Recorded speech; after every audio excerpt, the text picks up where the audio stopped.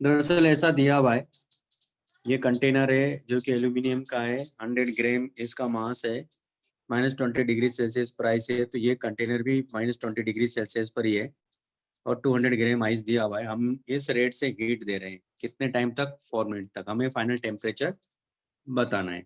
सबसे पहले मैं फाइंड करेंगे कि हमने कितना हीट सप्लाई किया। तो हमने जो हीट सप्लाई किया वो है 100 इंटू, क्योंकि इसको क्या लिखेंगे, 4 × 60, यानी 4 × 60। तो कितना हो गया हमारे पास में? 24000 कैलोरी। इतना हीट हमने सप्लाई कर दिया फोर्स, यानी 240 तक हमने जो हीट सप्लाई किया वो ये है। अब ये कितने पर है? पहले -20। तो हम क्या करेंगे, पहले -20 डिग्री सेल्सियस से आइस को हम लोग लेकर आ रहे हैं, है ना। तो -20 से हम लोग इसको लेकर आ रहे हैं,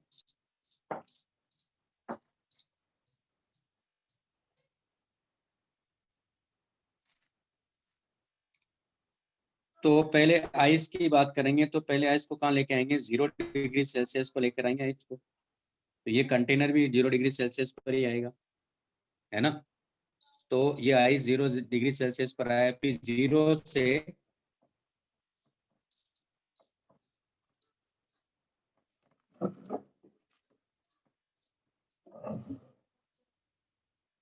इसको 0 डिग्री सेल्सियस पर लेकर जाएंगे, ये वाटर में हो गया। फिर, है ना, इसके लिए एनर्जी चेक करेंगे कि इसको कितनी एनर्जी चाहिए, इसको कितनी एनर्जी चाहिए, है ना। तो पहले तो आइस को कितना चाहिए वो निकाल लेंगे, और यहाँ 0 से 0, तो यानी जो हमारे पास में एल्यूमिनियम का कंटेनर है उसको तो चाहिए, क्योंकि 0 से 0 उसका टेम्परेचर तो चेंज हो नहीं रहा है, लेकिन यहाँ आइस से वाटर में कन्वर्टर है, इसलिए इसको एनर्जी चाहिए। तो यहाँ जो एनर्जी, पहले ये एनर्जी जो निकालेंगे, ये Q1 है, ये Q2 है, ठीक है। तो ये Q1 एनर्जी कितनी होगी यहाँ? ये हो जाएगी M ice S ice into 20 Q2। अच्छा, यहीं से हम लोग Q1 डैश भी यानी एल्यूमिनियम का भी निकाल लेते हैं। Q1 डैश एल्यूमिनियम का कितना हो जाएगा? M एल्यूमिनियम S एल्यूमिनियम, और ये 20। लेकिन Q2 तो सिर्फ इसी के लिए चाहिए, तो ये कितना होगा? M आइस इंटू LF, है ना। तो ये एनर्जी पहले निकाल लेंगे। क्लियर? अगर ये एनर्जी इससे ज्यादा आ रही है, इसका मतलब ये 0 डिग्री सेल्सियस पर तो नहीं आएगा, और आता भी है तो पहले चेक करेंगे कि Q1 की वैल्यू कितनी है ना। तो ये हो सकता है कि Q1 की वैल्यू, अगर मान लो ये वैल्यू इससे कम हुई, तब ये -20 से 0 भी नहीं आ रहा है। आ रही बात समझ में? तो ये हमारे पास में कॉन्सेप्ट है इसमें। तो क्या करेंगे, पहले ये एनर्जी निकाल लो, ये एनर्जी निकालो, एनर्जी निकालो, पहले इन तीनों का सम करो। इन तीनों का सम क्या आ रहा है? अगर इन तीनों का सम इससे कम आ रहा है, इसका मतलब है कि ये 0 तक तो आ ही गया है, 0 से आगे भी जाएगा, ठीक है। और कब तक जाएगा? जब तक कि इसके बराबर एनर्जी ना हो जाए। क्लियर है पॉइंट? कर लोगे अब? हम्म। हाँ सर। है ना, तो ज्यादा कुछ है नहीं इसमें, सिंपल सा है। भाई जिन्होंने पूछा उनको समझ में आया है? हाँ सर। तो कल ही आ जाएगा, करेंगे आपको क्या करना। उसके बाद है question number 5।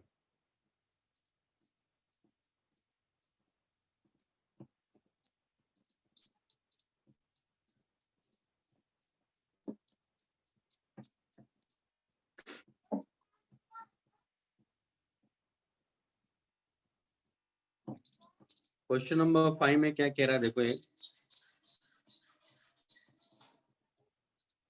a lead bullet penetrates into a solid object and melts.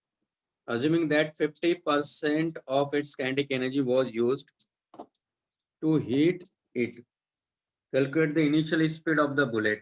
यानी 50% ही इसको मेल्ट करने में यूज हो रहा है एक तरह से, है ना। was used to heat it, calculate the initial speed of the bullet. The initial temperature of the bullet दिया हुआ है 27 degree Celsius, and melting point भी इसका दिया हुआ है तो 327 डिग्री सेल्सियस पर ये क्या हो जा रहा है, मेल्ट हो जा रहा है ना।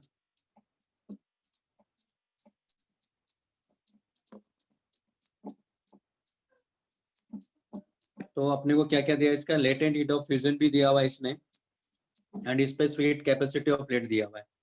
तो पहले तो क्या करेंगे, इसको 27 से 327 पे लेके जाएंगे, तो वो एनर्जी मिल जाएगी अपने को, प्लस ये मेल्ट हो रहा है तो 327 पे तो मेल्ट हो रहा है, तो इसकी लेटेंट हीट ऑफ फ्यूजन भी मिला, यानी Q1 प्लस Q2 वहां से मिल जाएगा अपने को। अब इसके पास जो एनर्जी थी हाफ mv², उसका 50% यानी उसका हाफ ही यूज हो रहा है इसमें, उसके इक्वल कर देंगे। देखो कैसे, ये भी अच्छा क्वेश्चन है वैसे। हीट एंड थर्मो में ऐसे और माँ के जितने भी क्वेश्चन है ना, सारे अच्छे क्वेश्चन है, उन्हीं के आसपास कहानी दौड़ती रहती है। तो जैसे ये क्वेश्चन है हमारे पास में, क्वेश्चन नंबर एग्जाम्पल 5, तो ये कितना दिया देखो, इसका मतलब है कि ये मान लो, और ये सॉलिड है जिसके अंदर इसको पेनिट्रेट करेगा है, तो इसकी स्पीड मान लेते हैं u है, और ये यहाँ जाके 50% एनर्जी इसका यूज हो रहा है ना। तो देखो कैसे करना था, इसकी एनर्जी ये, यानी इसका 50% ही यूज हो रहा है, यानी हाफ इंटू हाफ mu², और ये तो यहाँ लिखेंगे पहले m s, और ये 327 minus 27 plus m l f, बस सॉल्व करो, यही आंसर है, यही आंसर इसके पास में, ठीक है।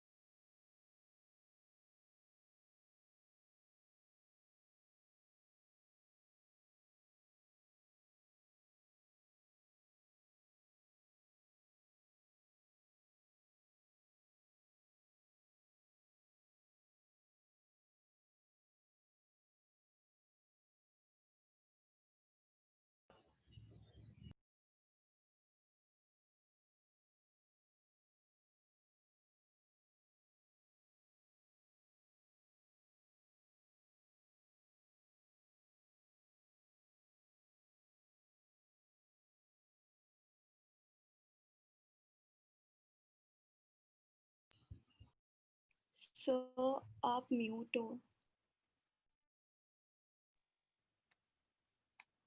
ठीक है ना, तो ये कॉन्सेप्ट है, बस ये यूज करना था इसमें, तो हो जाएगा, कोई दिक्कत नहीं है।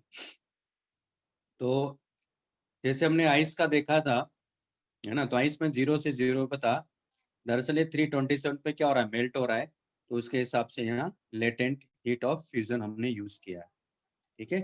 तो इसलिए काफी इंपॉर्टेंट क्वेश्चन है, जनरली बच्चों को 0 0 0 वाला ज्यादा याद रहता है, लेकिन ये भी पॉसिबल है जो यहाँ दिया है इसने, है ना।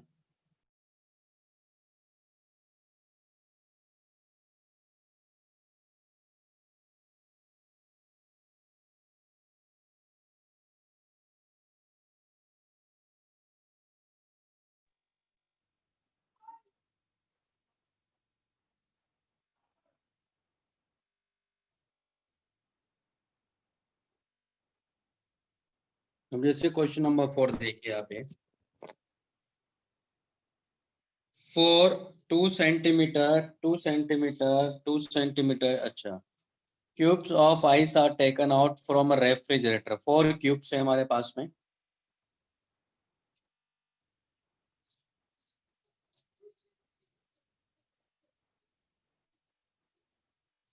ठीक है, 4 क्यूब्स दिए हुए हैं,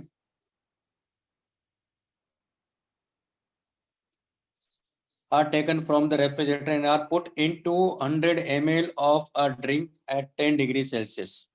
ओके, तो आइस क्यूब को निकालने का मतलब है कि ये 0 डिग्री सेल्सियस पर है और इसको 200 ml ऑफ अ ड्रिंक, मान लो ये इस, अगर मैं ग्लास की बात करूं इसमें ये ड्रिंक है मान लो, और इसको इसमें पोर करना है और इसमें इसको मतलब डालना है, तो ये कितना है 200 ml है जो कि 10 डिग्री सेल्सियस पर है।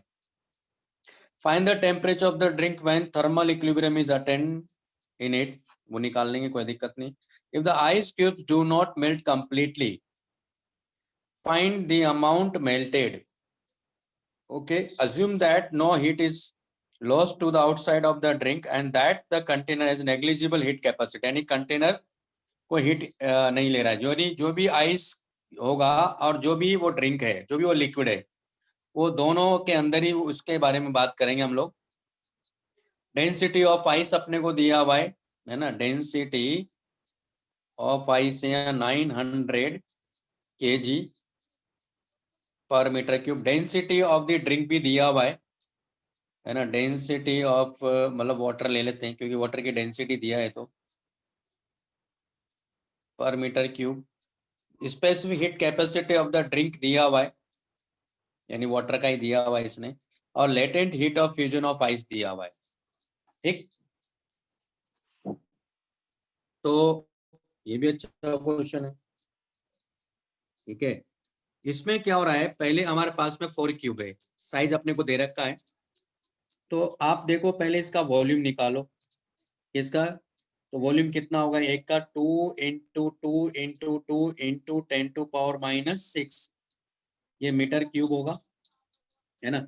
डेंसिटी अपने को दे रखी है, तो इसका मास, टोटल मास कितना आ गया, आइस का मास हमारे पास आ गया है, क्योंकि एक नहीं है 4 है, तो यानी हो जाएगा 8 इंटू 10⁻⁻⁶ इंटू 900 इंटू 4, ये हमारे पास मास आ गया केजी में, है ना। अब आप यहाँ देखो कि ये जो अपने को दिया हुआ इसका मास कितना, वो निकाल सकते हैं हम लोग, है ना। तो पहले ये देखेंगे कि अगर इसको कन्वर्ट करना है, यानी इतनी हीट एनर्जी चाहिए अपने को। अगर ये पूरा का पूरा आइस जो 4 क्यूब हमने लिया, अगर ये वाटर में कन्वर्ट हो गए, मान लो वाटर में बना है क्योंकि वाटर का दिया हुआ है, तो अपने को इतनी एनर्जी चाहिए, तो क्या इतनी एनर्जी यहाँ अवेलेबल है, तो 7 इंटू 4 इंटू 10⁻⁻⁴, ये क्या हो जाएगा, जूल एनर्जी है। तो ये एनर्जी अपने को चाहिए, क्या ये एनर्जी अवेलेबल है? तो कैसे देखेंगे हम लोग, एक काम करते हैं, इसको जीरो, इसको अभी तक मैं कहाँ लाया हूँ, इसको पूरा कन्वर्ट करने के लिए, किसको, आइस को 0 से 0 में कन्वर्ट करने के लिए इतनी एनर्जी चाहिए हमारे पास में। ये है, अगर ये 0 तक जाता है तो कितनी एनर्जी रिलीज करेंगे, तो मान लेते हैं कि ये 1 हो गया, ये Q2 हो गया, तो वो एनर्जी रिलीज करेगा 200 ml का मतलब कितना होता है, यानी 200 cc, तो 200 cc मतलब 10 टू पावर माइनस कितना हो जाएगा, ये भी 6 हो गया, यानी इसकी डेंसिटी कितना है 1000 है, इनटू चेंज इन टेम्परेचर कितना 0 है। तो आप यहाँ से देखो इसके पास एनर्जी कितना अवेलेबल है, तो 1, है ना, इसके पास एनर्जी ज़्यादा रिलीज हो रही, क्या क्या कुछ गड़बड़ किया है क्या?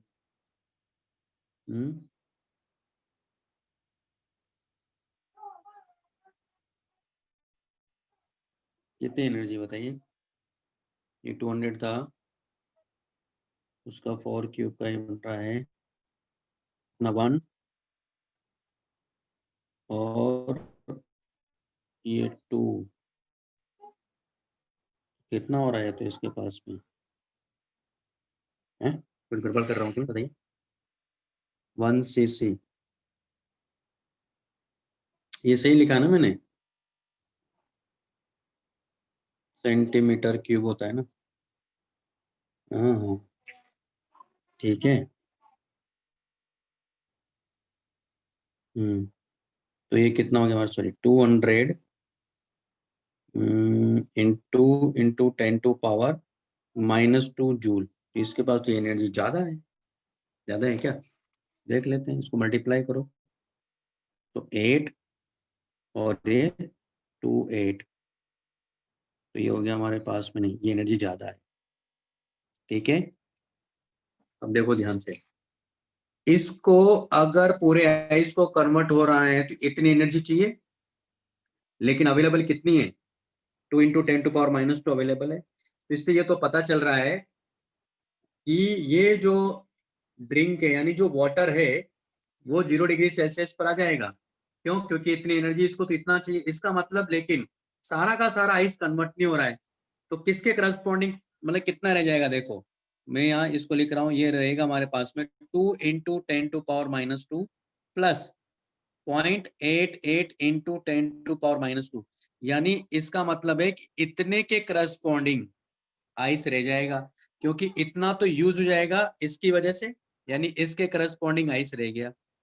इसके करस्पॉन्डिंग अगर आइस रह गया यानी इतनी एनर्जी और सप्लाई करते तो आइस भी वाटर में कन्वर्ट होता, लेकिन इतनी एनर्जी तो केवल हमारे पास में इतनी एनर्जी, ये एनर्जी अवेलेबल है नहीं, यानी आइस कितना रह गया इसका मतलब,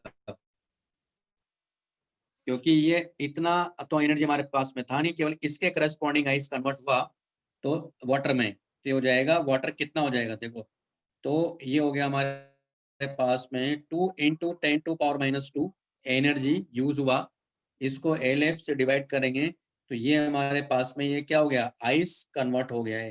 ये डैश ले लेता हूं मैं वाटर में, तो ये किस में कन्वर्ट हो गया है? दरअसल MW डैश, यानी इतना आइस जो है ना, इसके इस एनर्जी के करस्पॉन्डिंग आइस जो है वाटर में कन्वर्ट हो गया।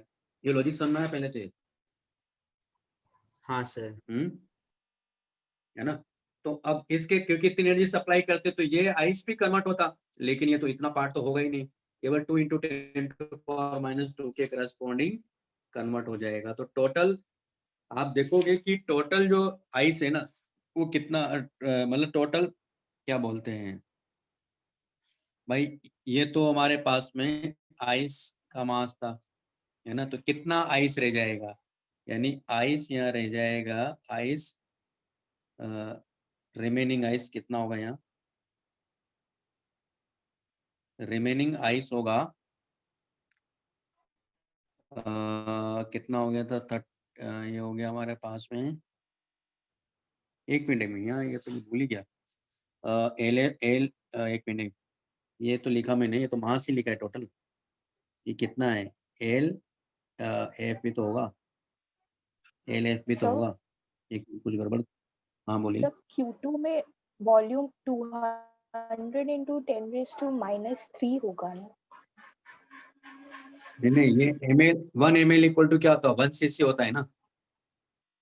हाँ सर, हाँ, लीटर तो में कन्वर्ट कर रहे हैं। सेंटीमीटर क्यूब हुआ ना, यानी 10⁻² to power 3 हुआ ना। अच्छा ओके, मीटर क्यूब में किया, मुझे लगा लीटर में किया। मीटर क्यूब में कर लिया ना मैंने कन्वर्ट। नहीं, इसमें भी कुछ गड़बड़ कर रहा हूँ, तो एक मिनट। इसमें दरअसल ये तो मास आया ना हमारे पास में, ये तो मास आया, तो कितनी एनर्जी चाहिए अपने को? तो वो चाहिए M इनिशियल L फाइनल ना, वो कितना आ रहा देखो, ये एनर्जी आ रहा है हमारे पास में 2.88 × 10⁻² LF आ रहा है, ये एनर्जी चाहिए, है ना? अवेलेबल कितना है? तो M वाटर, S वाटर, है ना? ये नहीं, वो गलत दिया मैंने, M वाटर S वाटर, और ये 10⁻0 चाहिए। तो M वाटर कितना आ रहा है इसका? वो आ रहा है 200 × 10⁻6, डेंसिटी 1000, S कितना है इसका वो देख लेंगे, SW कितना है इंटू 10, ये एनर्जी अवेलेबल है। तो पहले तो ये निकालना पड़ेगा भाई, सॉल्व करो इसको। ठीक है, मैं आपको क्लियर कर देता हूँ। मैंने क्या किया, इसको 100 मतलब सॉरी 10 से 0 पे लाया तो इतनी एनर्जी रिलीज करेगा, इसको इतनी एनर्जी चाहिए। अगर ये दोनों इक्वल आ गए तब तो ये सारा आइस कन्वर्ट हो गया वाटर में, और ये भी 0 डिग्री सेल्सियस वाटर में पहुंच जाएगा। लेकिन अगर ये एनर्जी ज्यादा आ रही है इस एनर्जी से, तो इसका मतलब हुआ कि कुछ पार्ट ही इसका वाटर में कन्वर्ट होगा। अब आया लॉजिक समझ में क्या कह रहा हूं मैं यहाँ? हाँ सर। कि पूरा सॉल्व करके दिखाऊं? ठीक है, तो सॉल्व करना ही पड़ेगा, वो तो फिर आप कर लोगे, मैंने एक आइडिया तो दे दिया आपको, तो हो जाएगा, कोई दिक्कत नहीं हो। जब मैं पूरा, अगर आपको हो तो मैं सॉल्व कर देता हूँ, फिर कैलकुलेशन कर ही देता सर हूँ। हाँ बोलो।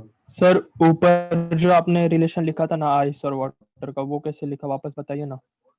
कौन सा वाला? सर वो मतलब राइट साइड के ऊपर। नियम ऊपर ना, ये हाँ छोड़ो, अभी सर। वो गलत था। Okay actual sir. में ये होगा, पहले एनर्जी निकाल लो, पहले ऐसा करते हैं, Q1 एनर्जी निकालते हैं, उससे आपको आइडिया लगेगा। 2.88 इंटू 10⁻⁻2 इंटू एल एफ कितना है इसका, देखो पहले, क्वेश्चन नंबर 4 था ने, इसका एल एफ कितना देखो इसका, तो 3.4 इंटू 10⁵ ये एनर्जी पहले निकालूंगा मैं, तो ये एनर्जी कितनी आ रही, रुको देखो भी। Sir video. हाँ नहीं नहीं, एक मिनट रुको, मैं कैलकुलेट कर लेता हूँ ना इसको।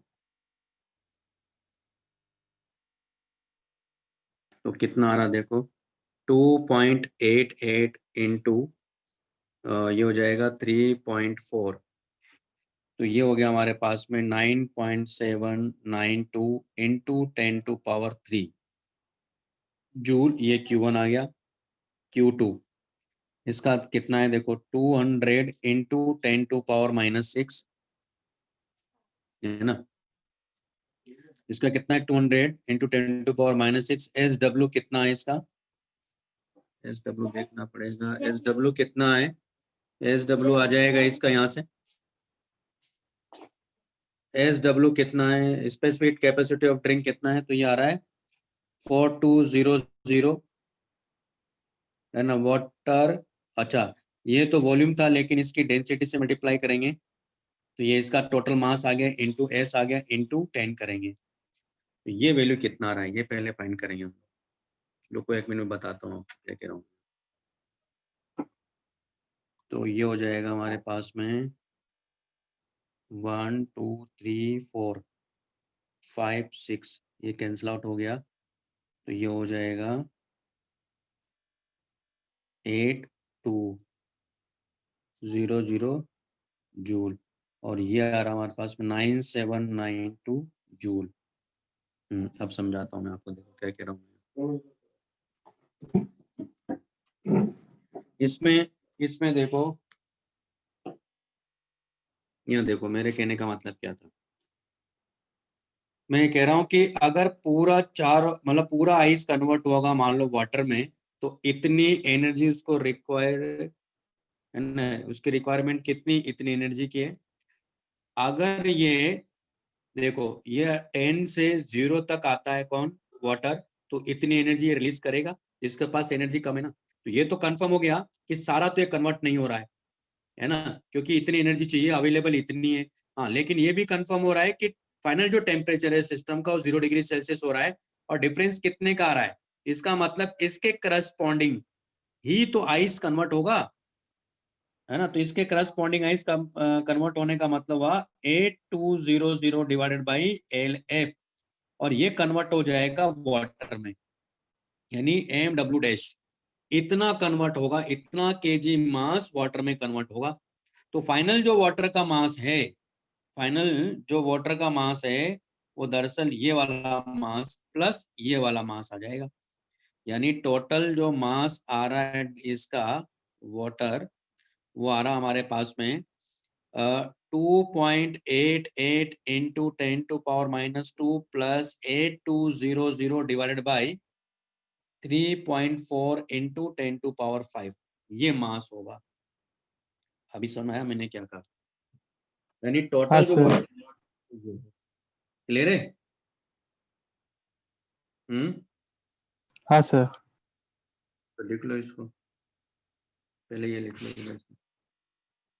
इसका ये आइस का मास है, ये नहीं लिखना है, ये गड़बड़ था।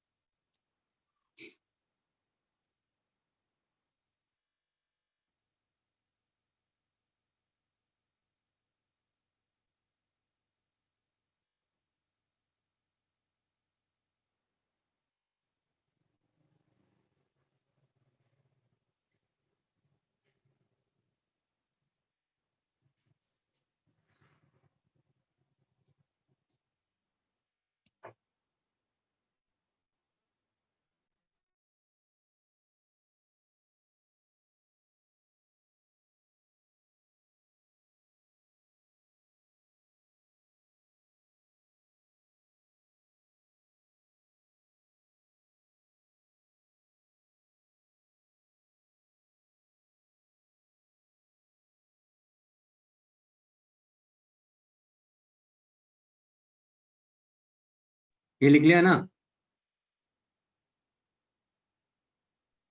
हाँ सर। तो ये लिख लो।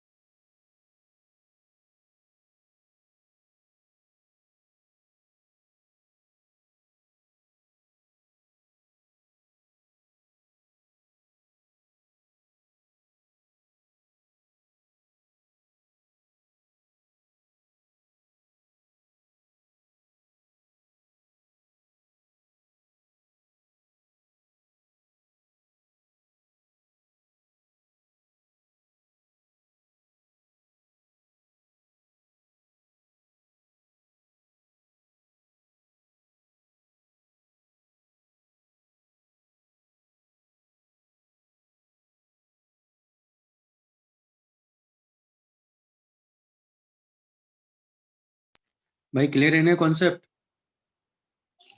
हाँ सर। लिख लीजिए। फिर कौन सा क्वेश्चन है? क्वेश्चन नंबर 5 ना? ठीक है।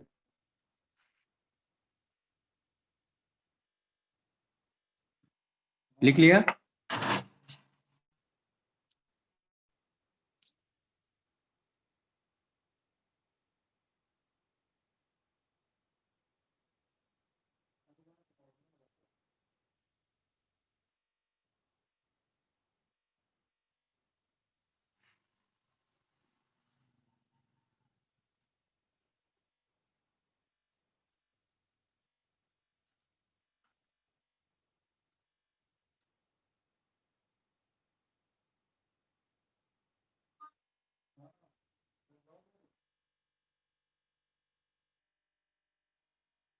लिख लिया? हाँ सर। हाँ सर।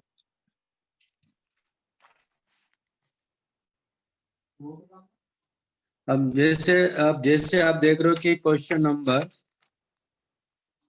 5 में क्या कह रहा है, देखिए। एक मिनट रुकिए।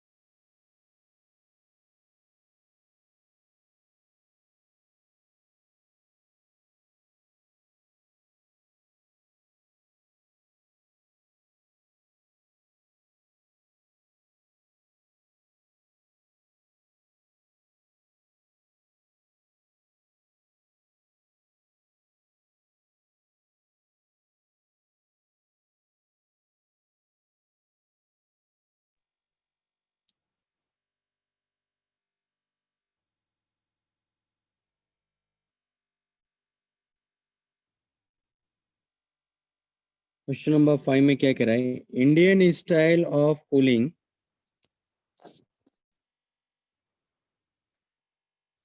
Drinking water is to keep it in a pitcher having porous balls.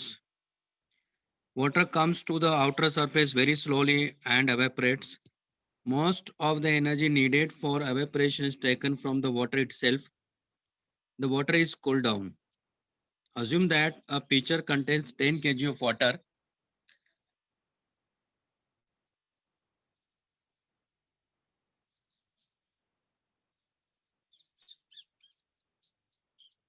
तो हमारे पास में एक पिक्चर दिया जिसमें 10 kg वाटर है और ये कह रहा है कि 0.2 gram of water comes out पर सेकंड, यानी 0.2 ग्राम पर सेकंड ये बाहर की तरफ आ रहा है एवेपोरेट होके। Assuming no backward heat transfer from the atmosphere to the water, calculate the time in which the temperature decreases by 5 degrees Celsius. by 5 degree Celsius, यानी डेल्टा टी अपने को दिया हुआ है 5 degree Celsius. Specific heat of capacity water दिया हुआ है, latent heat of vaporisation भी अपने को दिया हुआ है। ठीक है, तो देखो हो क्या रहा है यहाँ।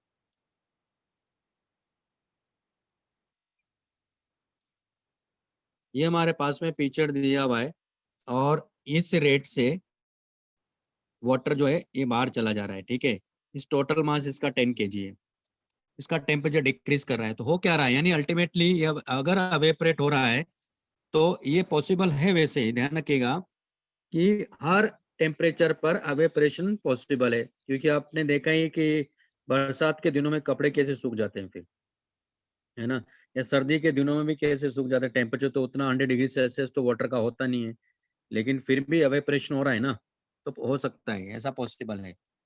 तो हमें बताना है कि कितने टाइम बाद इसका टेम्परेचर इतना चेंज हो जाता है।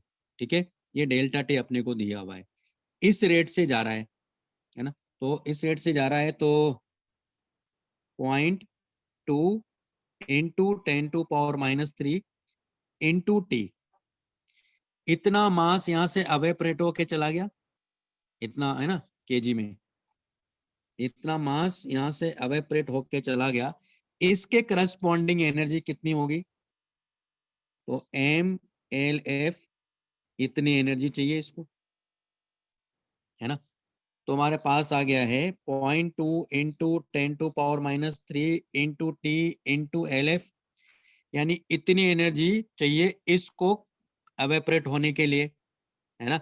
वो एनर्जी कहाँ से आई, इसका मतलब वो एनर्जी आई है 10 माइनस ये मास, है ना, क्योंकि एनर्जी तो इतने मास के उसकी वजह से आई। वैसे भी ये मास जो है ना काफी स्मॉल है, तो इसको नेग्लिजिबल आप मान सकते हो। तो 10 kg into SW into delta T, ये एनर्जी है वो, यानी हमारे पास आ गया 10 SW डेल्टा, ये कैपिटल टी ले लेता हूँ यार, इक्वल टू क्या लिखोगे यहाँ 0.2 into 10⁻³ T into LF। Solve कर लो, सब दिया हुआ है, LF भी दिया हुआ है, लेटेंट ऑफ फ्यूजन दिया हुआ है ना, specific heat capacity of water दिया हुआ है, डेल्टा टी आपको 5 डिग्री दे रखा है ना, बाकी सब दिया हुआ है। यहाँ से आपको टाइम मिल जाएगा। तो टी इक्वल टू हो गया 10 SW delta T divided by 0.2 into 10⁻³ into LF, ये टाइम होना चाहिए। पर 21 में आएगा लेकिन सेकंड में, यही आंसर है। बात समझ में आ गई, ये काफी इंपॉर्टेंट क्वेश्चन है।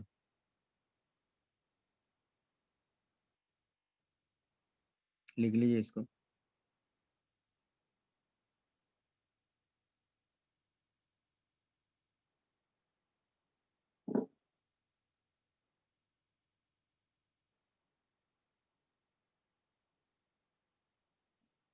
भाई क्लियर है सबको? हाँ sir.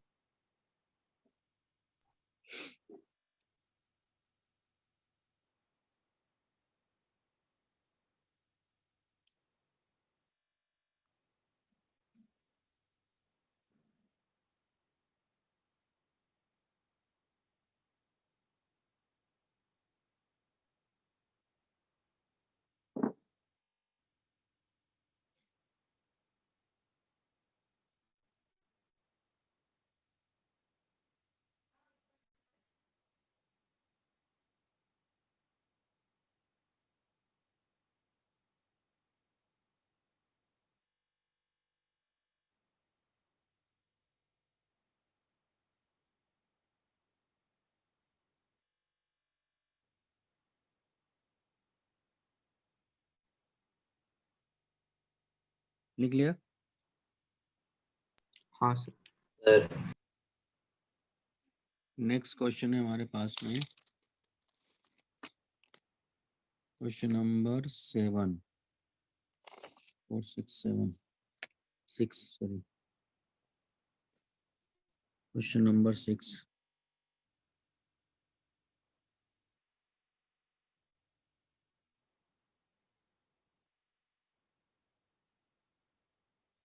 A cube of iron density दिया है, स्पेसिफिक हीट कैपेसिटी दिया हुआ है.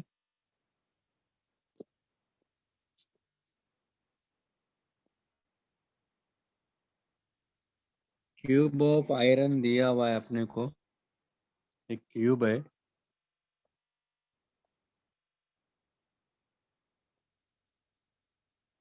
इसका डेंसिटी भी दिया हुआ है 8000 kg per metre cube.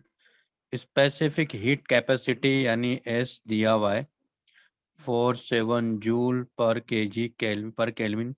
is heated to a high temperature and is placed on a large block of ice at 0 degree Celsius. यानी इसको ब्लॉक को हमने, ये क्यूब है, इसको हमने इस पर रख दिया है. किस पर? लार्ज ब्लॉक है ना, लार्ज ब्लॉक है आइस का जो कि 0 डिग्री सेल्सियस पर है. इसका टेम्परेचर है मान लो T degree Celsius. The cube melts the ice below it. It displaces the water and sinks, यानी इसमें चलता जाता है. In the final equilibrium position it's upper surface just goes inside the ice. Okay. Calculate the initial temperature of the cube. Neglect any loss of heat outside the ice and the cube. Okay. The density of ice अपने को दे रखा है. Density of ice है 900 kg per metre cube and the latent heat of fusion वो भी दिया हुआ है ALF. तो देखो कैसे करेंगे. हमारे पास में इसकी डेंसिटी दिया हुआ है और ठीक है. अच्छा, इसके साइड के बारे में कोई इंफॉर्मेशन नहीं है, वो हम लोग देख लेंगे. साइड कितना है, मैंने मान लिया साइड लेंथ इसका L है मान लो, है ना, इस क्यूब का. और इनिशियल टेम्परेचर अपने को बताना है कि क्या होगा. तो फाइनल टेम्परेचर क्या हो रहा है, लेकिन इसका 0 डिग्री सेल्सियस हो रहा है, क्योंकि आरिबासन में जिस तरह के क्वेश्चन दिया उसमें क्या हो रहा है, फाइनल टेम्परेचर जो है 0 डिग्री सेल्सियस हो जा रहा है इसका. तो ये इसमें मेल्ट, इसमें जैसे जैसे जाते जाएगा तो फाइनली जब यहाँ पहुंचेगा तो इतना आइस इसने वाटर में कन्वर्ट कर दिया ना आरिबासन में, तो क्या होगा इसका टेम्परेचर, यानी इसने जो एनर्जी, इसका देखो इसके साइड लेंथ नहीं मालूम है तो इसका टोटल मास कितना होगा, लेकिन L क्यूब मैंने मान लिया कि L क्यूब है, मतलब L इसके साइड लेंथ है. L क्यूब रो ये मास हो गया इंटू S इंटू T-0, इतना हीट ये रिलीज करेगा. और ये सारी हीट कहाँ गई, इसको मेल्ट करने में, यानी 0 से 0 डिग्री सेल्सियस वाटर ले जाने में. तो यानी ये हो जाएगा हमारे पास में L क्यूब रो आइस, ये इसका मास हो गया किसका, आइस का, इंटू LF. सॉल्व कर लो, यही आंसर है. बात समझ में आ गई? हाँ सर. हाँ सर. तो लिख लो इसको. तो L क्यूब से तो L क्यूब कैंसिल आउट हो जाएगा और उसके बाद सॉल्व कर लो. तो T इक्वल टू आ गया हमारे पास में rho ice, latent heat of fusion of ice, और rho into S. Rho density किसकी है, इसकी, है ना, क्यूब की. और इसकी स्पेसिफिक हीट कैपेसिटी 470 दे रखा अपने को.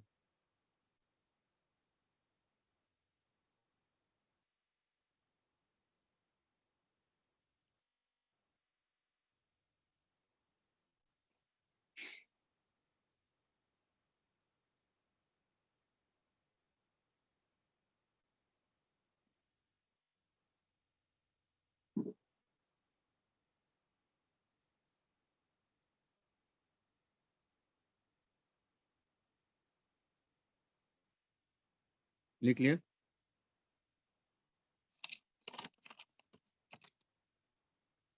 सेवन 9 18.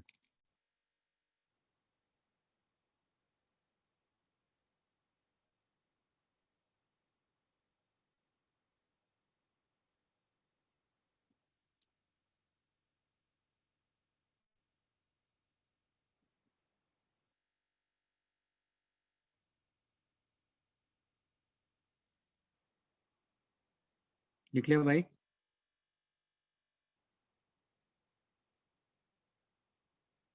मेरी आवाज नहीं आ रही क्या? आ रही है सर।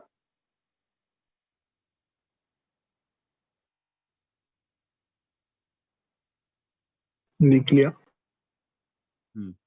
नेक्स्ट हमारे पास में क्वेश्चन नंबर 7।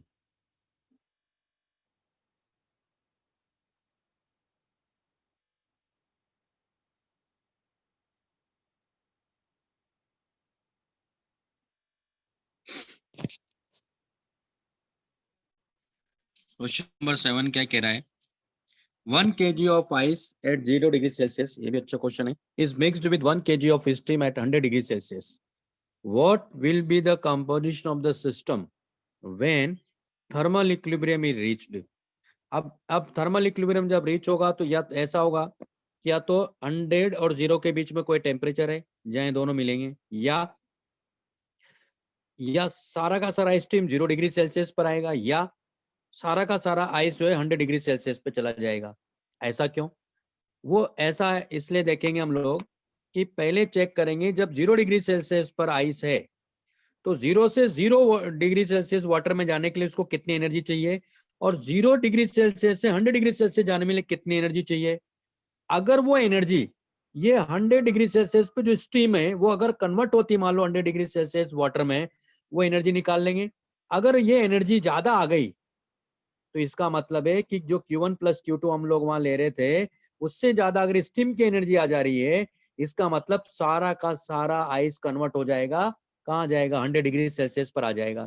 तो जरूरी नहीं है अब, अच्छा उस केस में ये नहीं कह सकते हो आपकी सारा का सारा आइस वाटर में कन्वर्ट होकर स्टीम में कन्वर्ट हो जाएगा, पॉसिबल ही नहीं है। क्यों? क्योंकि 100 डिग्री सेल्सियस पर स्टीम ही है, तो स्टीम भी तो एनर्जी देगा। बस अपने को चेक करना है कि स्टीम की एनर्जी ज्यादा है या कम है। देखो कैसे करना है, तो ये भी इंपॉर्टेंट क्वेश्चन है। तो पहले हम लोग 0 डिग्री सेल्सियस से 0 डिग्री सेल्सियस वाटर में लेके जाएंगे, तो हमें एनर्जी सप्लाई करनी पड़ेगी Q1, ये आइस है, और फिर 0 से 100 डिग्री सेल्सियस वाटर में लेके जाएंगे तो कितनी एनर्जी चाहिए, मान लेते हैं Q2, है ना। और स्टीम को 100 डिग्री सेल्सियस स्टीम से अगर ये वाटर में जाता है, 100 डिग्री सेल्सियस वाटर में जाता है तो कितनी एनर्जी रिलीज करेगा ये निकालेंगे। दोनों का मास 1 kg दिया है ना। मैं पहले ये लिख लेता हूँ कि लेटेंट हीट ऑफ फ्यूजन इसका कितना भाई, ये है LF equal to 3.36 into 10⁵ joule per kg, और LV latent heat of vaporisation कितना है 2.26 इंटू 10⁶ जूल पर केजी, और इसका SW कितना है 4200 joule per kg per kelvin होता है। ठीक है, अब देखो कैसे करना है।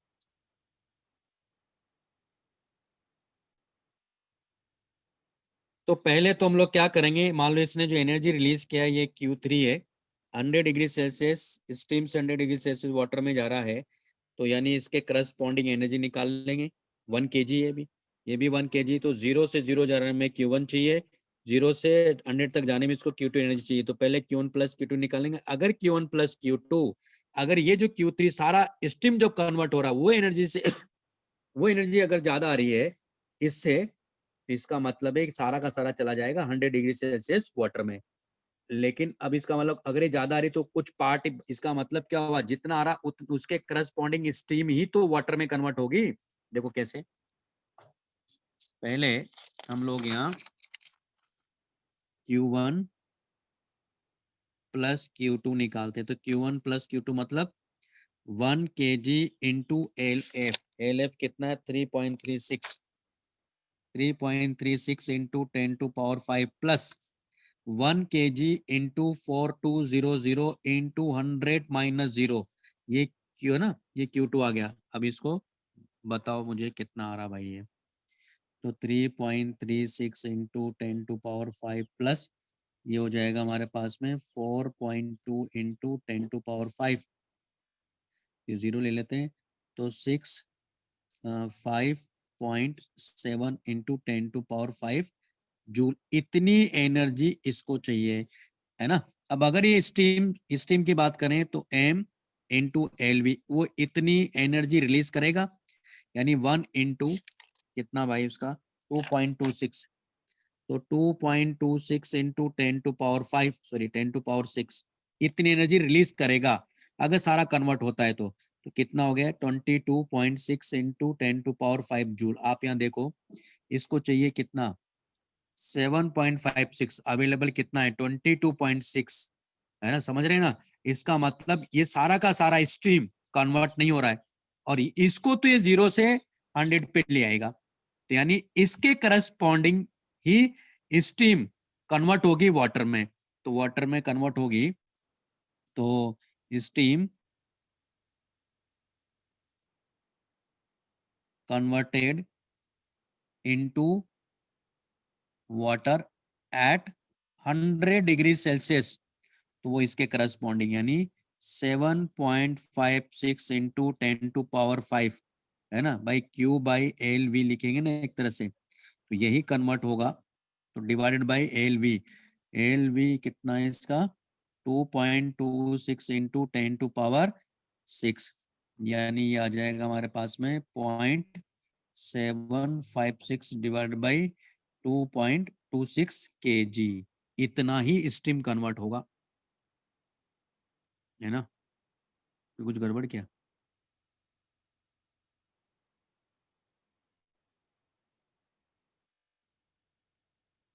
तो सॉल्व कर देते हैं, रुको। तुम्हारे पास आ गया 0.756 डिवाइडेड बाई 2.26, यानी ये आ गया लगभग 0.3345 kg, है ना। ये इसका मतलब हुआ कि इतना कन्वर्ट हुआ, तो फाइनली टोटल मास कितना हुआ वाटर का, तो m वाटर हो गया 1 प्लस 0.3345, यानी 1.3345 kg, और m स्टीम कितना रह गया 1 माइनस 0.3345, टोटल कितना होना चाहिए, जो भी आ जाएगा आंसर, ठीक है ना।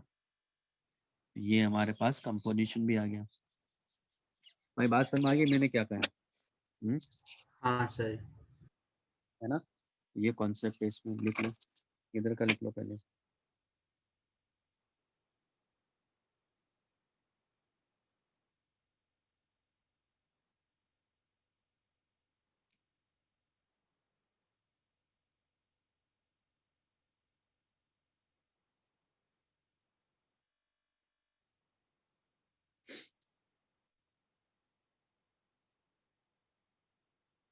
अभी आप लोगों का स्कूल शुरू हो गया क्या, स्कूल क्लासेस हाँ सर। ऑनलाइन?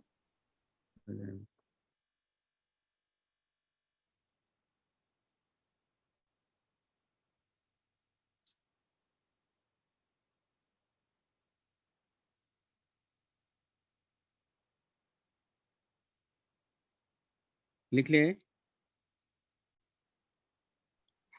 हाँ सर।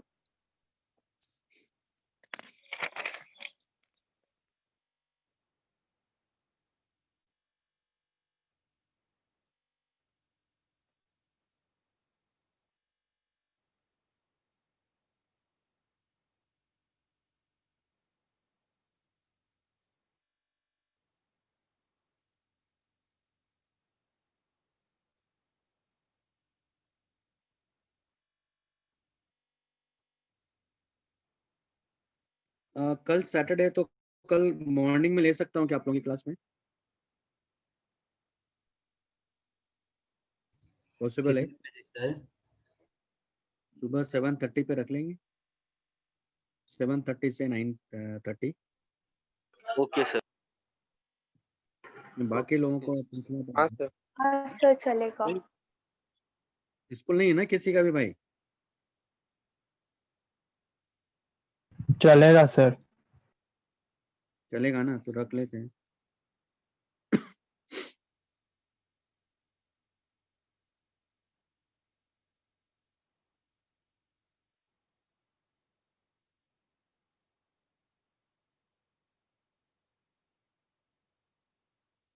लिख लिया?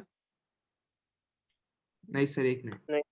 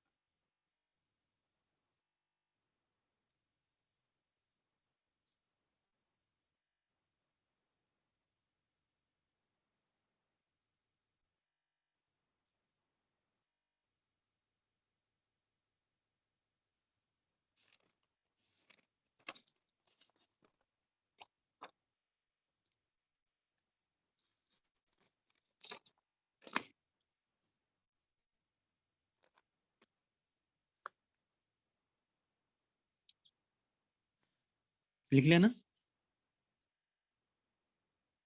हाँ सर।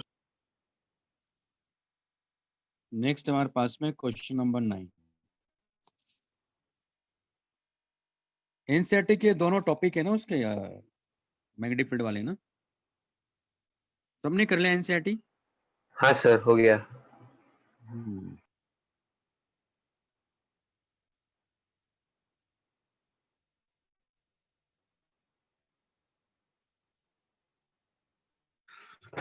नेक्स्ट हमारे पास में क्वेश्चन नंबर 9।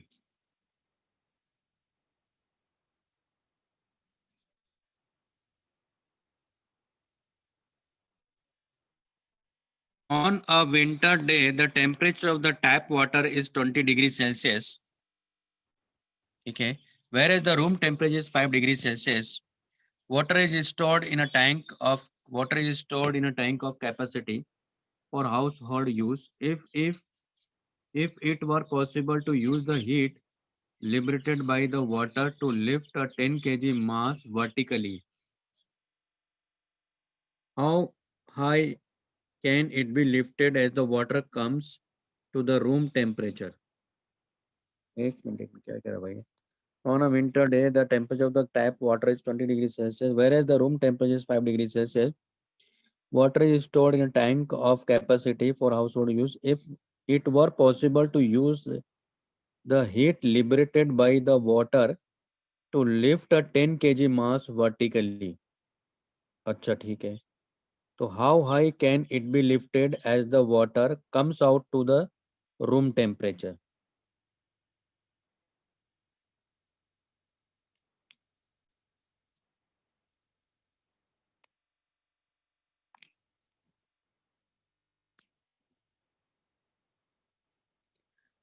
तो कुल मिला के क्या करना है, देखो इसमें कि ये कह रहा है कि if it were possible to use the heat liberated by the water, यानी 20 से 5 जब ये जाएगा तो वो उसको हम लोग यूज कर रहे हैं। if it were possible to use the heat liberated by the water to lift a 10 kg mass vertically, how high can it be lifted as the water comes to the room temperature? ठीक है, तो देखो इसमें हो क्या रहा है, simple concept है कि 10 kg मास है उसको ऊपर लेके जा रहे हैं, तो उसके करस्पॉन्डिंग हीट क्या हो जाएगा, तो 10, ये कह रहा है कि 10 kg मास, एक minute, water is stored in tank of capacity for household use. If it were possible to use the heat liberated by the water to lift a 10 kg mass vertically. अच्छा, तो 10, तो how high it can be lifted, तो mgh ये energy है ना, और उसको, अच्छा ठीक है, और इसको 20 से और 0.5 कैपेसिटी, यानी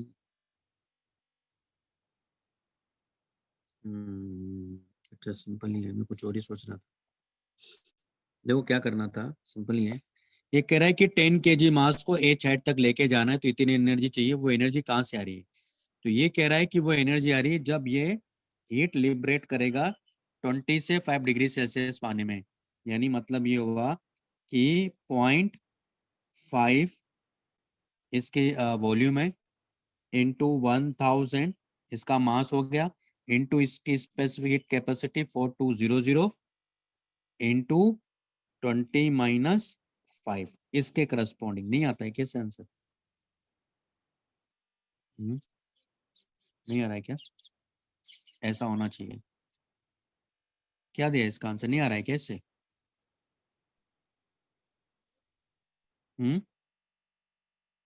शायद मेरी आवाज नहीं आ रही क्या?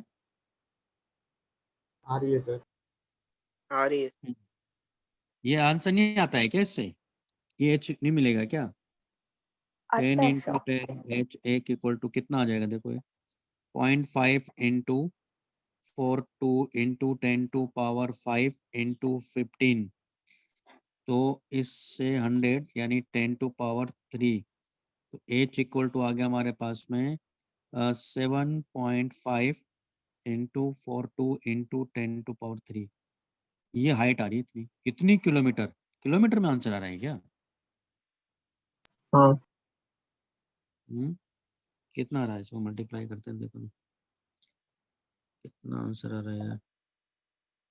7.5 इंटू 42 यानी ये तो आ रहा 315 किलोमीटर के करीब। क्या दिया आंसर? यही दिया है। ये आंसर है ना? तो इतना आंसर है इसका, ठीक है ना? तो ये कन्वर्जन वाला था। क्वेश्चन नंबर 18 लिख लीजिए इसको।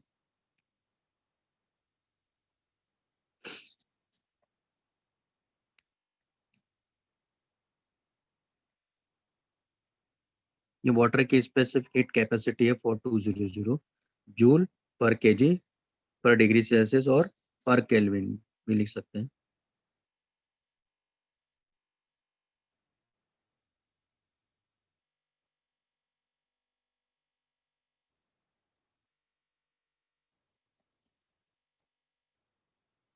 लिख लिया?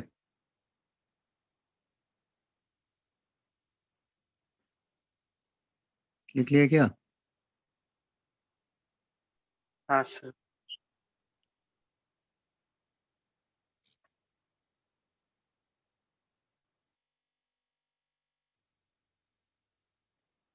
ठीक है, क्वेश्चन नंबर 18 देखते हैं।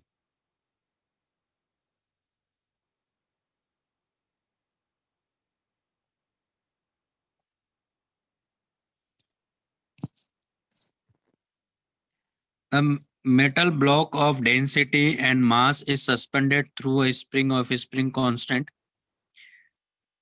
The spring block system is dipped in water kept in a vessel. The water has a mass of this gram and the block is at a height of 40 centimeter above the bottom of the vessel. If the support to the spring is broken, what will be the rise in the temperature of the water? अब है ना, तो अपने को देखो यहाँ क्या क्या दिया। Specific heat capacity of the block भी दिया है इसने, और and water and that of water भी दिया है ना। तो heat capacities of the vessel and spring are negligible है, यानी वाटर का है और ब्लॉक का है, बस इतना दिया। तो कुछ नहीं करना था इसमें, देखो सिंपल था कि ब्लॉक को अपने को मास दिया हुआ, डेंसिटी दिया हुआ, तो वॉल्यूम मिल जाएगा, है ना। डेंसिटी कितना है इसका? ये 6000 kg पर मीटर क्यूब है, और इसका मास दिया है 1.2 kg है, इसका वॉल्यूम हो जाएगा m/ρ। ओके, अब ये कह रहा है कि वाटर का मास भी दिया है इसने, यानी ये कंटेनर ले लेते हैं और ये ब्लॉक यहाँ है, ये वाटर के अंदर है, और नीचे कितना जा रहा है ब्लॉक? 40 सेंटीमीटर, यहाँ से यहाँ तक 40 सेंटीमीटर तक ये जाएगा, और इसका मास कितना है? 260 ग्राम है वाटर का मास। हाइट अपने को दे रखा है, इसकी स्पेसिफिक हीट कैपेसिटी दिया हुआ है ब्लॉक की स्पेसिफिक कैपेसिटी है SB और वाटर की है SW। तो कह रहा है कि राइज इन टेम्परेचर बताओ, है ना। Rise what will be the rise in temperature, नहीं डेल्टा टी चाहिए अपने को, तो क्योंकि इनिशियल टेम्परेचर तो दे ही नहीं रखा, तो इसका मतलब डेल्टा टी अपने को फाइंड करना है। तो इनिशियली दोनों का टेम्परेचर क्या था? यहाँ सेम था, ब्लॉक का और वाटर का। तो इसमें कुछ नहीं था, जो पोटेंशियल एनर्जी है ना दरअसल इसकी, किसकी? ब्लॉक की जो पोटेंशियल एनर्जी है तो वो कन्वर्ट हो रही है। अब इसमें भी एक बात और क्लियर कर दूं मैं, क्योंकि इसमें एक ऐसा भी हो सकता था कि जो ये जब ये यहाँ से यहाँ आएगा तो ये लिक्विड भी तो ऊपर गया ना, तो इसकी वो यानी इसकी जो पोटेंशियल जो डिक्रीज करी वो कहाँ कहाँ जाएगी, इसका टेम्परेचर बढ़ाने में प्लस वाटर की डेंस एनर्जी पोटेंशियल इंक्रीज करने में भी जाएगी। लेकिन इसको देखते हुए देखो आप, वॉल्यूम तो काफी नेग्लिजिबल है, तो वॉल्यूम काफी कम है तो फिर बात ही नहीं करेंगे हम लोग उस एनर्जी की। तो कि जो वाटर नीचे से ऊपर गया वो भी तो डेंस उसकी क्या हो रही है, मतलब पोटेंशियल इंक्रीज कर रही है ना, उसमें भी तो जाएगा। तो अगर ऐसा क्वेश्चन बना सकता है वो, तो ध्यान रखना है इस पॉइंट का। अभी इस केस में तो देखो आप, वॉल्यूम क्या है, काफी स्मॉल है, 1.2 डिवाइडेड बाई 6000 करोगे आप तो कोई दिक्कत ही नहीं। इसका मतलब सिर्फ इस ब्लॉक की पोटेंशियल जो डिक्रीज करी है, ब्लॉक की पोटेंशियल क्या हो जाएगी यहाँ, एम जी 40 इंटू 10⁻⁻²। ये जो पोटेंशियल एनर्जी डिक्रीज हुई है, ये पोटेंशियल एनर्जी क्या करेगी, एम है ना into S W into delta T plus इसका भी तो दिया है इसने, इसको मैं कैपिटल एम ले लेता हूं, है ना, तो कैपिटल एम, लेकिन इसको उसमें कन्वर्ट करना पड़ेगा आपको केजी में, है ना, इंटू एस, नहीं इसका कितना एस बी, एक मिनट, ये एम मैंने ब्लॉक का लिया ना, तो ये एस बी होगा ना, ये एस डब्ल्यू है इंटू डेल्टा टी, सॉल्व कर लो, आ गया आंसर। ठीक है, जहाँ कैपिटल एम क्या लिखोगे, 260 इंटू 10⁻³ kg, बस ये करना था, सॉल्व कर लो। स्मॉल एम की वैल्यू आपको ये दे रहा है कि 1.2, है ना, आ जाएगा आंसर। बात समझ में आ गई? हाँ सर। सो हाँ बोलिए। सर अगर यहाँ पे डेप्थ बहुत ज्यादा होता तो फिर हमें स्प्रिंग फोर्स की पोटेंशियल एनर्जी भी लेनी पड़ेगी। क्या क्या क्या फिर से बोलो। सर यहाँ पे स्प्रिंग फोर्स का जो एनर्जी गया वो यूज क्यों नहीं किया है? मतलब हमने हाँ, इस स्ट्रिंग को ब्रेक किया तो उसमें स्टोर्ड एनर्जी भी रिलीज होगा ना? कंप्लीटली इनसाइड है क्या है, तब तो बिल्कुल उसको भी काउंट करूंगा मैं। अगर ये कंप्लीटली इनसाइड है, एक मिनट, ऐसा ही है क्या यार, एक मिनट, आपने तो क्वेश्चन, एक मिनट, हाँ बिल्कुल काउंट करेंगे अगर ऐसा है तो। ये कह रहा है कि metal block of density is suspended to spring constant this the spring block system deep in इस, नहीं नहीं काउंट करेंगे भाई, हाँ हाँ बिल्कुल काउंट करूंगा। तो इसने कहा ना ये दोनों सिस्टम को एक साथ ले गए, हाँ हाँ बिल्कुल, तो वो एनर्जी कितनी इसी इसी के साथ होगी, वो तो प्लस हाफ के एक्स स्क्वायर लूंगा। तो वो कहाँ से निकालूंगा मैं, क्योंकि वो आ जाएगा मेरे पास में एम जी इक्वल टू के एक्स, यहाँ से आएगा वो एक्स की वैल्यू, यानी के एक्स की वैल्यू वहां से रख देंगे। बिल्कुल काउंट करूंगा क्योंकि वो भी तो जाएगी इसी को टेम्परेचर बढ़ाने में। अभी क्लियर है? हाँ सर। एक मिनट और एक चीज और बताता हूँ मैं आपको, रुको।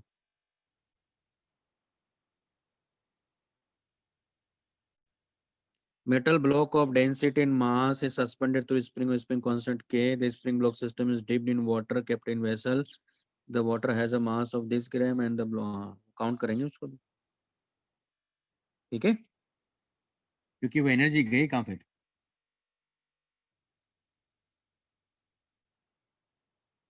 आ जाएगा, नहीं आता है क्या इससे? आता है सर। हम्म,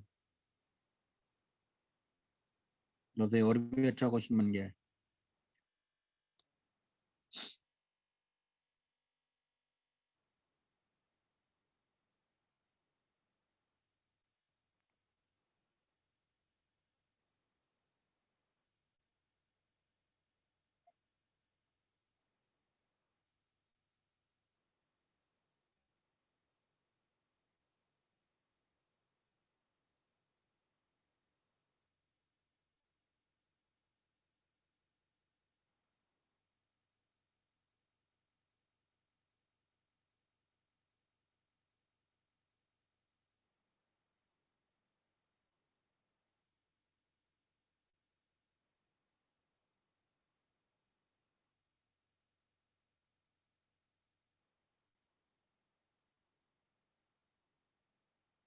लिख लिया?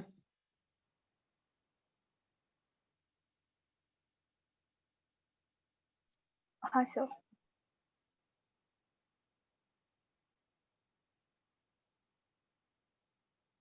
तो ये तो हो गया। ऐसा करते हैं ना, थोड़ा सा पढ़ ही लेते हैं ना। हाँ, अब वो एनसीईआरटी वाला पार्ट कल देखते हैं हम लोग, चलेगा? मैंने क्या क्या करवा दिया था आपको ईएमआई में?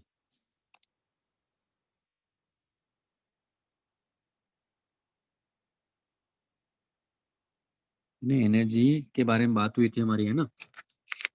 और क्या बताया था? क्वेश्चंस किए थे मैंने, डिस्चार्जिंग पढ़ाया था आप लोगों को। हाँ सर। तो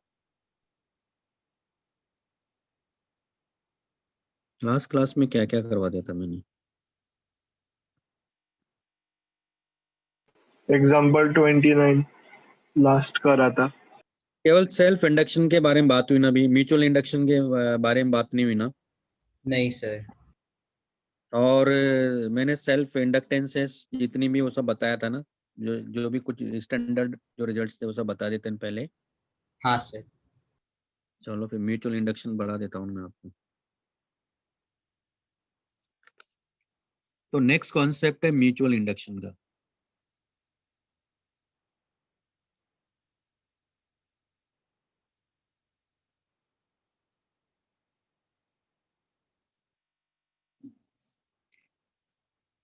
म्यूचुअल इंडक्शन में क्या होगा एक्चुअल में, कि अगर मान लो जैसे कि ये कोई कोइल है और ये सेकेंडरी कोई दूसरी कोइल है, मान लो ये कोइल 1 है, ये कोइल 2 है। म्यूचुअल इंडक्शन एक ऐसा फिनोमेना है जिसमें क्या होगा कि इस कोइल में अगर मैं करंट चेंज करता हूँ 1 में, तो आप देखोगे कि 2 से एसोसिएटेड फ्लक्स चेंज होता है। तो इसके करंट चेंज करने से इससे एसोसिएटेड फ्लक्स चेंज होगा, तो इसमें इंड्यूस्ड ईएमएफ जनरेट होगा। इस फिनोमेना को बोलते हैं म्यूचुअल इंडक्शन, यानी production of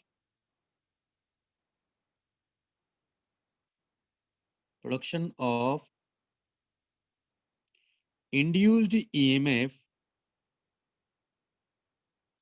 in a coil due to the change of electric current in a neighboring coil is called mutual induction। बात समझ में आ गई है ना? Production of induced EMF in a coil due to the change of electric current in a neighboring coil is called mutual induction। ये लिख लो।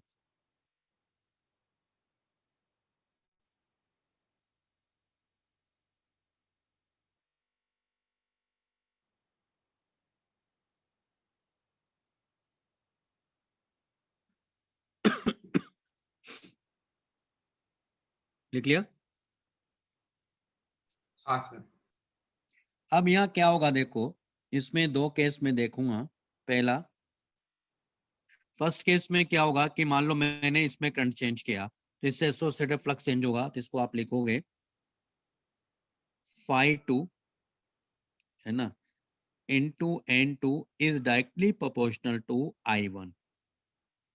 N2 मतलब number of turns in coil 2, phi2 मतलब एक टर्न में कितना फ्लक्स चेंज हो रहा है, तो ये total flux is directly proportional to I1, यानी इसमें जो करंट चेंज किया हमने उसके प्रोपोर्शनल होगा। ओके, तो यहाँ हम लोग लिख सकते हैं इसको N2 phi2 equal to M21 I1, यानी M21 मतलब म्यूचुअल इंडक्टेंस इसको कहते हैं, ये जो प्रोपोर्शनलिटी कांस्टेंट है, mutual inductance of 2 with respect to 1। और यहाँ phi2 को हम लोग ऐसा लिखेंगे, phi2 होगा हमारे पास में B1 vector dot A2 vector equal to M21 I1। क्योंकि यहाँ इस बात पे भी डिपेंड करेगा ये कि इनका ओरिएंटेशन कैसा है, क्योंकि हमें तो फ्लक्स चाहिए ना, तो जरूरी थोड़ी कि इसका एक्सिस और इसका एक्सिस सेम हो सकता है किसी एंगल पर हो। क्लियर है? तो फिर उस केस में हम लोग ये ध्यान रखना है इस कॉन्सेप्ट का, तो ये कॉन्सेप्ट यूज करेंगे।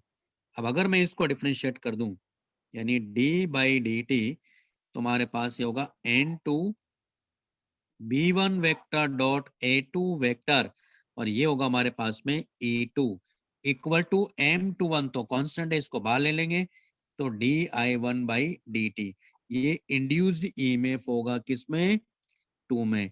तो मैग्नीट्यूड होगा, डायरेक्शन हम लोग लेंज लॉ से देख लेंगे कि फ्लक्स किस तरह से चेंज हो रहा है, और नहीं तो फिर माइनस के साथ तो लेना ही लेना है ना? तो ये कॉन्सेप्ट है, ये लिख लीजिए।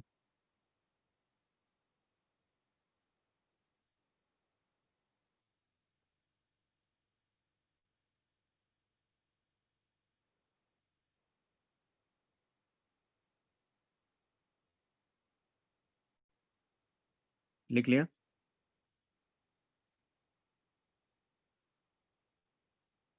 हाँ sir.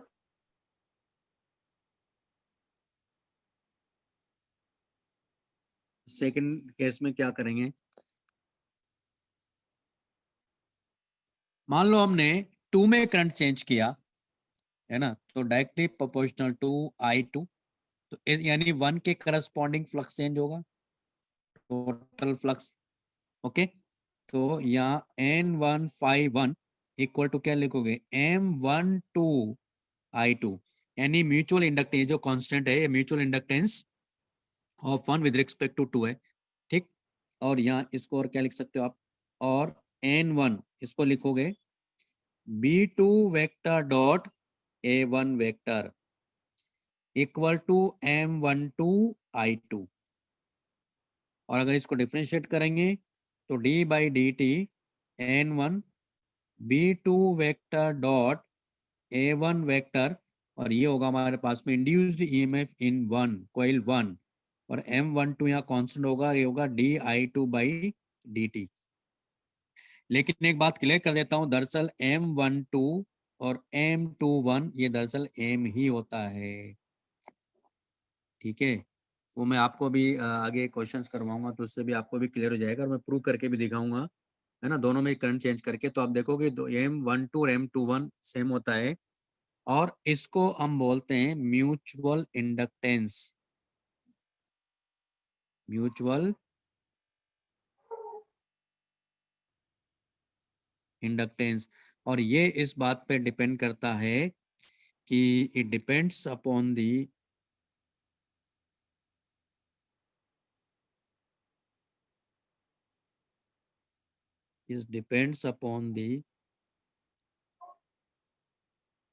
shape and size of the coils and orientation of the coils, ठीक है। ये इस बात पे डिपेंड करेगा, और मीडियम पे तो डिपेंड करेगा, एंड मीडियम पे तो डिपेंड करेगा ही। तो ये कैसे लिख लो पहले आप, इधर का लिख लिया था ना, ये लिख लीजिए। ये आपको पिक्चर क्लियर दिख रहा है? हाँ सर।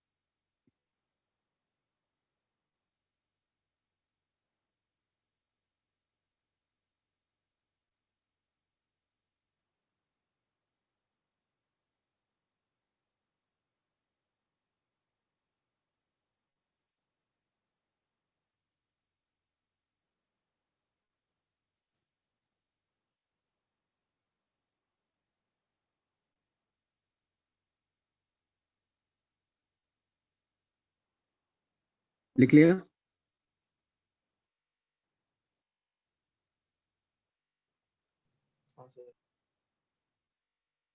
हम्म। हाँ सर। अब इसमें कुछ इंपॉर्टेंट पॉइंट्स है, वो लिखवा देता हूँ मैं आपको।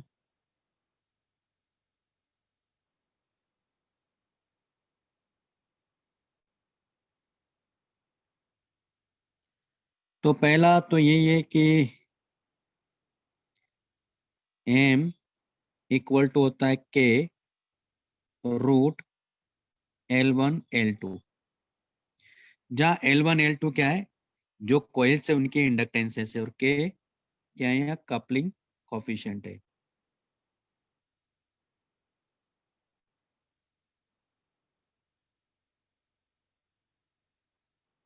क्या है, कपलिंग कोफिशिएंट है। और L1 L2 क्या है, अभी एक मिनट बताता हूँ मैं आपको। L1 L2 self इंडक्टेंसेस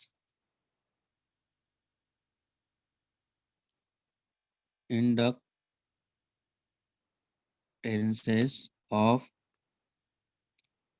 coils 1 and 2, ये लिख लीजिए।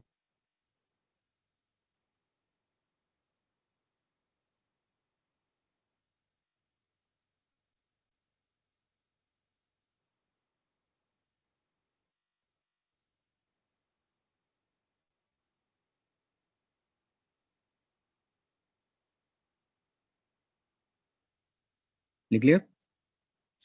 हाँ सर। ये लिख लीजिए। दूसरा जो पॉइंट है यहाँ, देखो, पहला है, सेकंड पॉइंट लिख लो इसको।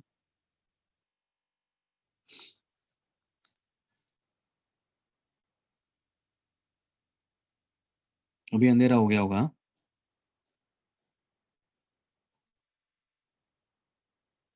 ठीक है सर, ठीक है।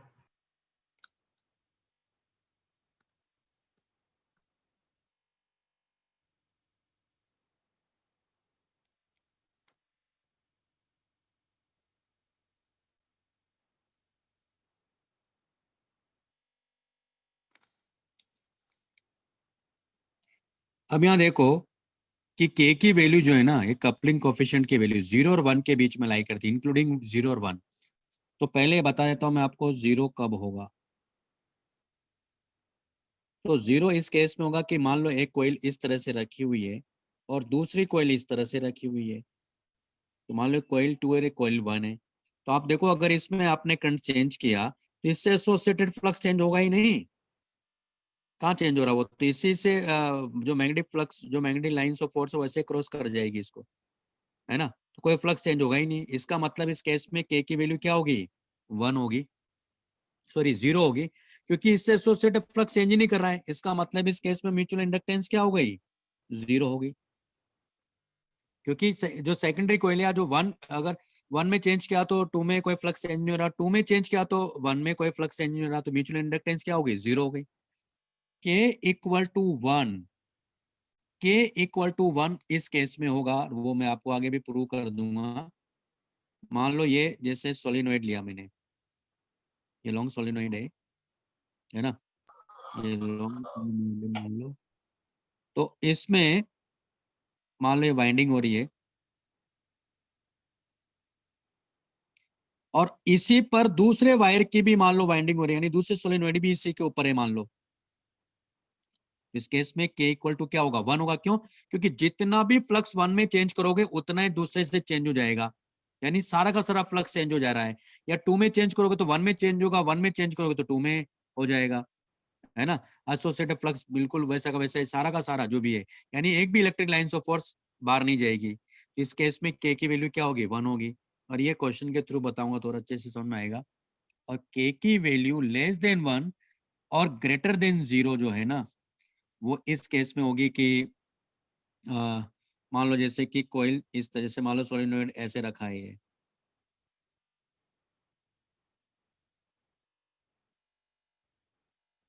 और दूसरा सोलिनॉइड मान लो इस तरह से रखा है। तो आप देखोगे कि सारा फ्लक्स इससे एसोसिएटेड जो फ्लक्स होगा वो सारा का सारा इससे तो पास नहीं होगा, है ना।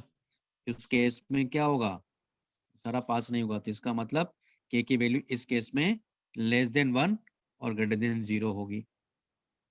आगे बात समझ में। तो ये कुछ एग्जांपल्स हैं, तो आप बना लो और आज इतना ही करेंगे।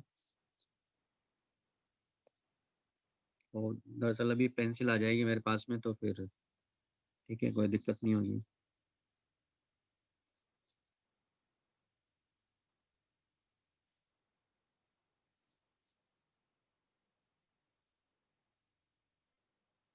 तो कल 7:30 पे है ना, ठीक है। और अगर किसी को प्रॉब्लम है तो बता दीजिएगा ग्रुप पे या मुझे पर्सनली मैसेज कर दीजिएगा, लेकिन क्लास मत छोड़िएगा, है ना। ऐसे कोई बता देना कि नहीं पॉसिबल है तो शाम को रख लेंगे।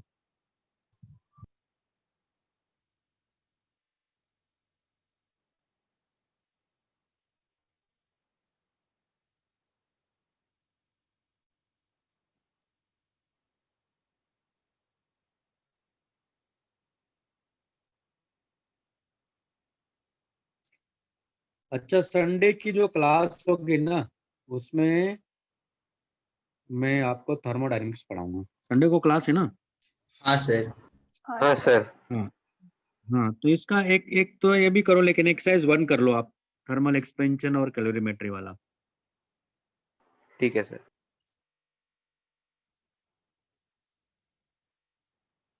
और इसका तो कर ही नहीं, शुरू कर दो। ईएमआई के भी और भी जो पार्ट है वो भी कर लो, देख लो, जो जो मैंने पढ़ाया वो कर लो आप, हो जाएगा।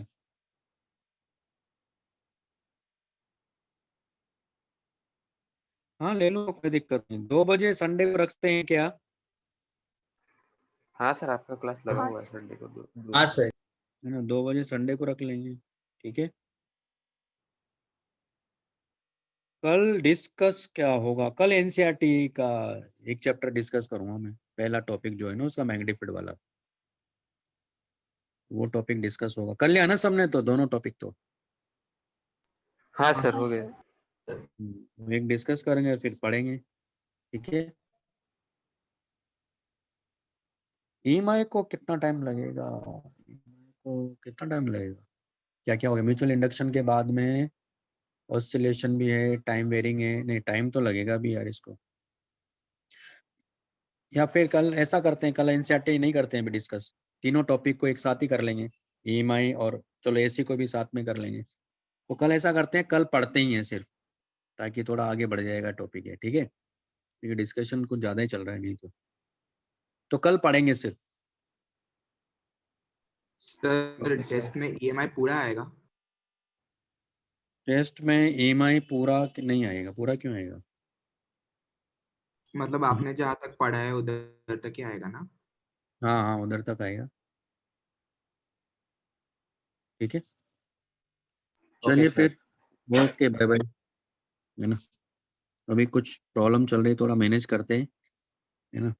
दिन में रहेगा तो फिर कोई दिक्कत ही नहीं है, क्लास ही है, इसलिए तो मॉर्निंग में लगवा रहा हूँ। ठीक है फिर, ओके बाय बाय।